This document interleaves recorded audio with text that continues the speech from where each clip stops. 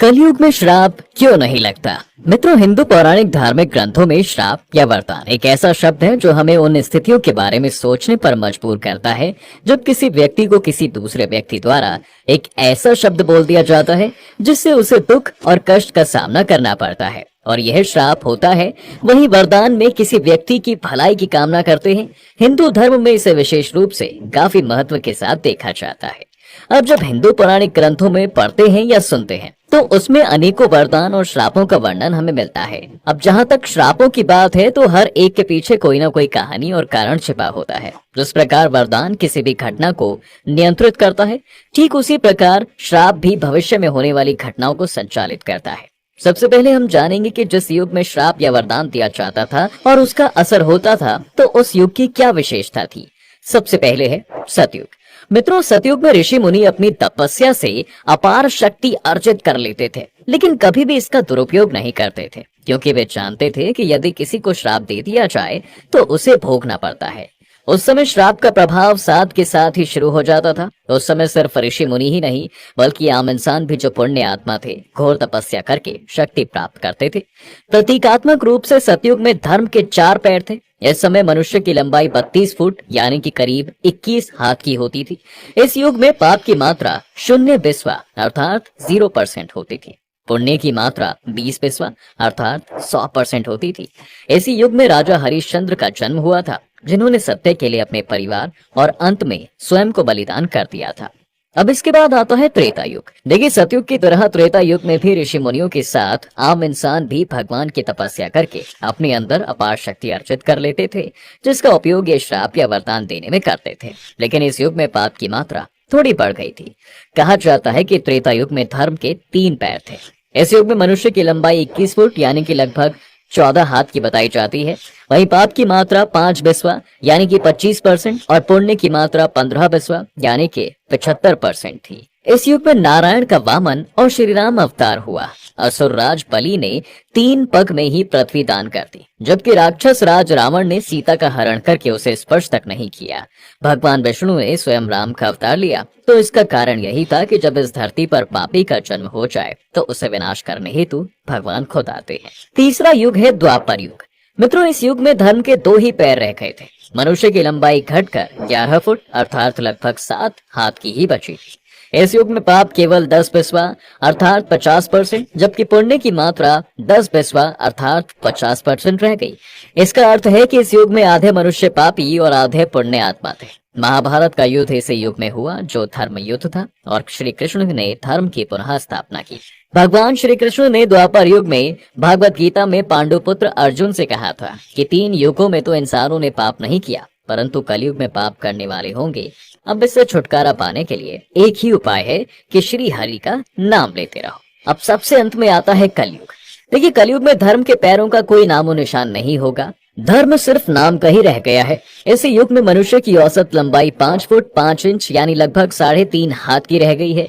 इस युग में धर्म का 1/4 भाग ही शेष बचा है। इस युग में पाप की मात्रा 15 अर्थात 75% है, जबकि पुण्य की मात्रा सिर्फ 5 अर्थात 25% है। लेकिन वर्तमान में देखा जा रहा है कि कलिकाल अपने चरम पर है। अभी तक आपको सभी युगों के बारे में जानकारी मिल गई है, तो अब हम अपने मूल प्रश्न पर आते हैं कि इस कलयुग में श्राप क्यों नहीं लगता है। देखिए, सबसे पहले तो आपको बता दें कि श्राप देना कोई बड़ी बात नहीं है, लेकिन उसका प्रभाव होना आसान नहीं है और यह हर किसी के बस की बात भी नहीं है। जिस प्रकार जब कभी भी किसी कच्चे मिट्टी के घड़े में जल भर कर रखा जाता है तो उस मिट्टी के घड़े में जल ठहर नहीं सकता है, उसी प्रकार जिसने अपने जीवन काल में कभी तपस्या ना की हो उसका श्राप भी व्यर्थ हो जाता है। बिना तपस्या के कुछ भी संभव नहीं है। ब्रह्मा जी ने तपस्या से ही इस सृष्टि की रचना की, जिसमें असंख्य ग्रह और आकाश गंगाएं मौजूद हैं।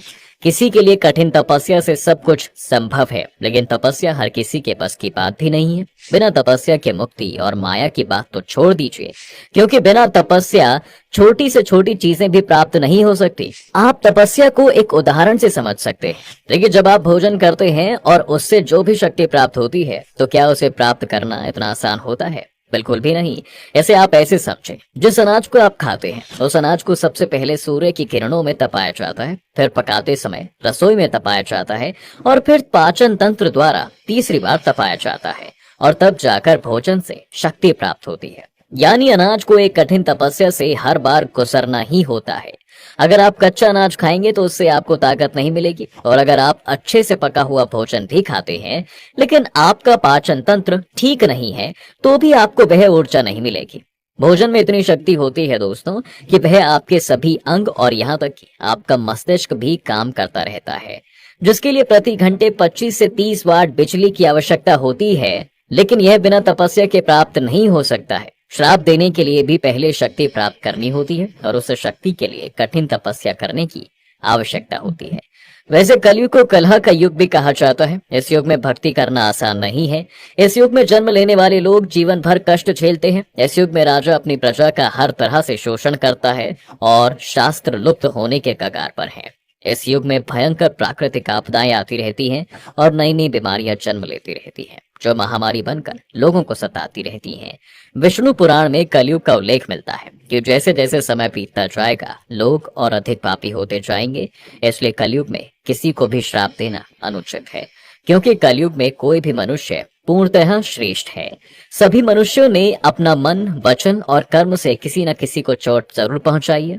शास्त्रों के अनुसार झूठ बोलना भी पाप की श्रेणी में ही आता है। कलयुग में मनुष्य की कर्महीनता के कारण ही उसकी कही बातें सच नहीं होती। कर्महीन होने के कारण मनुष्य की तपस्या में कमी आई है, जिसके कारण कलयुग में किसी पर भी श्राप का असर नहीं होता है। कोई उच्च कोटि का साधक, महात्मा या जिसने जीवन में कभी असत्य ना बोला हो तो उसकी बात अलग है।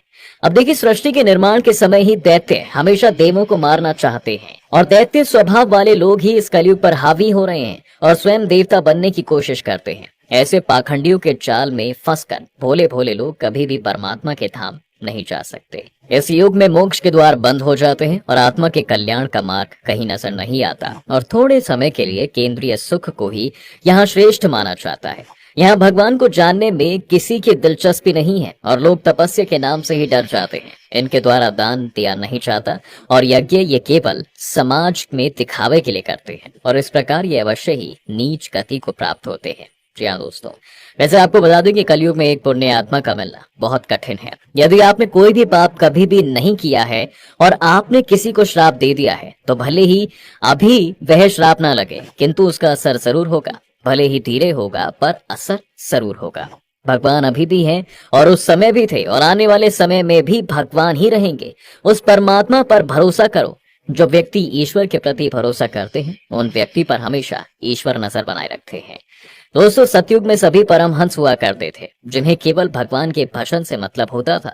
वे धर्म के अनुयायी और घोर तपस्वी हुआ करते थे और अपने अपने जीवन के अंत तक भगवान के धाम वापस जाने का प्रयास करते थे। जो लोग सतयुग में भगवान की ठीक से पूजा नहीं करते थे वे भगवान के धाम नहीं जा सके थे, तो ऐसे लोग त्रेता युग में जन्म लेते हैं और भगवान की भक्ति करके वापस धाम चले गए। कुछ लोग जो त्रेता युग में भी भगवान की भक्ति करके उनके धाम को चले जाते हैं, लेकिन कुछ लोग त्रेता युग में भी भक्ति करने में रुचि नहीं दिखाते थे और इस प्रकार के लोग द्वापर युग में फिर से जन्म लेते हैं और सही से भक्ति करके जीवन को सफल बना देते हैं।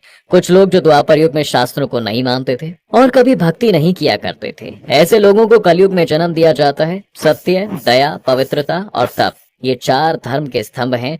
कलयुग के लोग इन चार गुणों का अभ्यास नहीं करते हैं, बल्कि इसके विपरीत जुआ, हिंसा, व्याभिचार और नशा करते हैं।